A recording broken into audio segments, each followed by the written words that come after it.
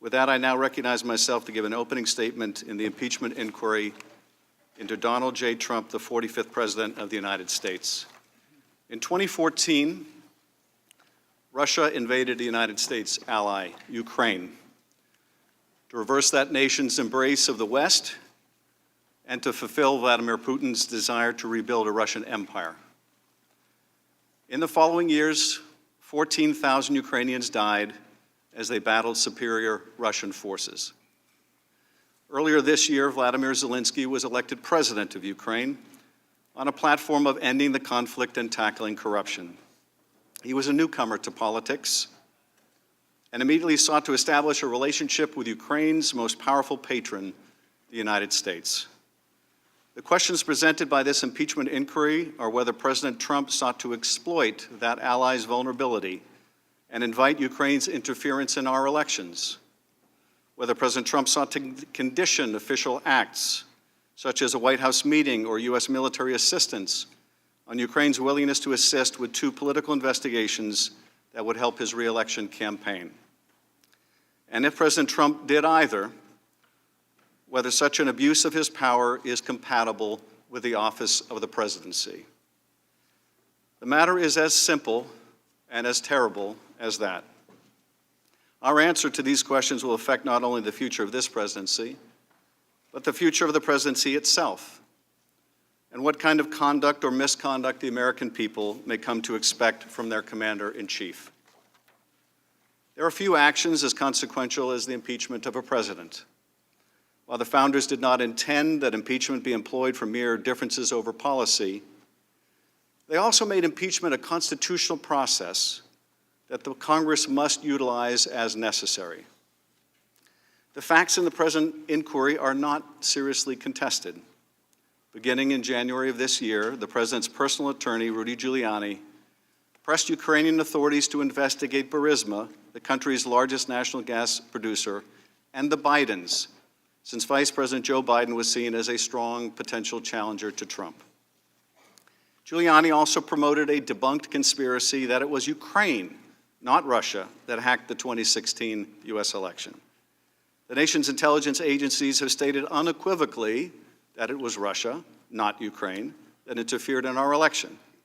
But Giuliani believed this conspiracy theory, referred to as CrowdStrike, shorthand for the company that discovered the Russian hack, would aid his client's re-election. Giuliani also conducted a smear campaign against the U.S. ambassador to Ukraine, Marie Yovanovitch. On April 29, a senior State Department official told her that although she had done nothing wrong, President Trump had lost confidence in her. With the sidelining of Yovanovitch, the stage was set for the establishment of an irregular channel in which Giuliani and later others, including Gordon Sondland, an influential donor to the president's inauguration, now serving as ambassador to the European Union, could advance the president's personal and political interests. Yovanovitch's replacement in Kiev, Ambassador Bill Taylor, is a West Point graduate and a Vietnam veteran. As he began to better understand the scheme through the summer of 2019, he pushed back, informing Deputy Assistant Secretary Kent and others about a plan to condition U.S. government actions and funding on the performance of political favors by the Ukrainian government, favors intended for President Trump that would undermine our security and our elections. Several key events in this scheme took place in the month of July. On July 10th, Ambassador Sondland informed a group of U.S. and Ukrainian officials meeting at the White House that according to Chief of Staff Mick Mulvaney, a White House meeting desperately sought by the Ukrainian president with Trump would happen only if Ukraine undertook an investigation into the energy sector, which was understood to mean Burisma and specifically the Bidens.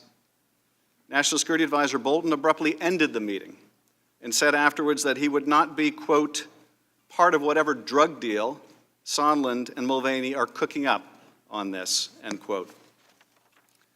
A week later, on July 18th, a representative of the Office of Management and Budget, the White House agency that oversees federal spending, announced on a video conference that Mulvaney, at the direction of the president, was freezing nearly $400 million in security assistance authorized and appropriated by Congress, and which the entirety of the U.S. national security establishment supported. 1 week after that, Donald Trump would have the now infamous July 25th phone call with Ukrainian President Zelensky. During that call, Trump complained that the U.S. relationship with Ukraine had not been reciprocal. Later, Zelensky thanks Trump for his support in the area of defense and says that Ukraine is ready to purchase more javelins, an anti-tank weapon that was among the most important deterrents of further Russian military action. Trump's immediate response: "I would like you to do us a favor, though." Trump then requested that Zelensky investigate the discredited 2016 CrowdStrike conspiracy theory and, even more ominously, look into the Bidens. Neither of these investigations was in the U.S. national interest, and neither was part of the official preparatory material for the call. Both, however, were in Donald Trump's personal interest and in the interests of his 2020 re-election campaign. And the Ukrainian president knew about both in advance, because Sondland and others had been pressing Ukraine for weeks about investigations into the 2016 election, Burisma, and the Bidens. After the call, multiple individuals were concerned enough to report it to the National Security Council's top lawyer. The White House would then take the extraordinary step of moving the call record to a highly classified server exclusively reserved for the most sensitive intelligence matters.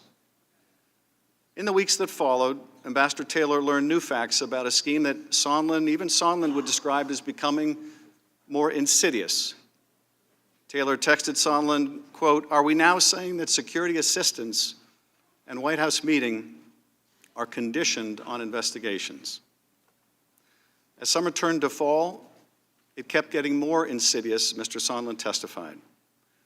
Mr. Taylor, who took notes of his conversation, said the ambassador told him in a September 1st phone call that everything was dependent on the public announcement of investigations, including security assistance.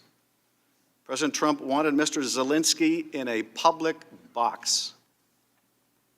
President Trump is a businessman, Sondland said later. When a businessman is about to sign a check to someone who owes him something, the businessman asks that person to pay up before signing the check. In a sworn declaration after Taylor's testimony, Sondland would admit to telling Ukrainians at a September 1st meeting in Warsaw, quote, that resumption of U.S. aid would likely not occur until Ukraine provided the public anti-corruption statement that we have been discussing for many weeks. The President's Chief of Staff confirmed Trump's efforts to coerce Ukraine by withholding aid. When Mick Mulvaney was asked publicly about it, his answer was breathtaking. "We do that all the time with foreign policy," he said. "I have news for everybody. Get over it. There's going to be political influence in foreign policy. That is going to happen." The video of that confession is plain for all to see.